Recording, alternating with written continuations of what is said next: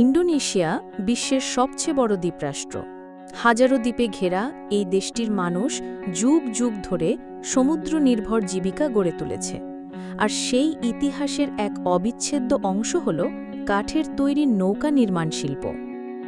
দেশটির সুলাভেসি, কালিমান্তান কিংবা জাভা অঞ্চলে এখনও দেখা যায় কাঠের তৈরি বিশালাকৃতির পালতোলা নৌকার নির্মাণ। স্থানীয়ভাবে এসব নৌকা পরিচিত পিনিসি নামে, যা শতাব্দী প্রাচীন ঐতিহ্য বহন করে। এই শিল্প শুধু একটি পেশা নয়, বরং প্রজন্মের পর প্রজন্ম ধরে চলে আসা এক সংস্কৃতি। নৌকার কাঠ সংগ্রহ করা হয় স্থানীয় বন থেকে, বিশেষ করে টিক, মহগনি বা অন্যান্য শক্ত কাঠের গাছ।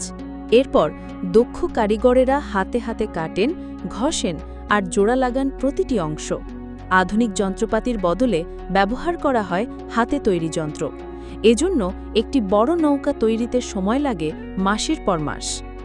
এই পিনিসি নৌকাগুলো ব্যবহার করা হয় মৎস্য শিকার, মাল পরিবহন ও পর্যটন ব্যবসায়। ইদানিং অনেক বিদেশি পর্যটক এই ঐতিহ্যবাহী নৌকায় ভ্রমণের আগ্রহ দেখাচ্ছেন, ফলে এটি হয়ে উঠেছে আয়ের নতুন উৎস।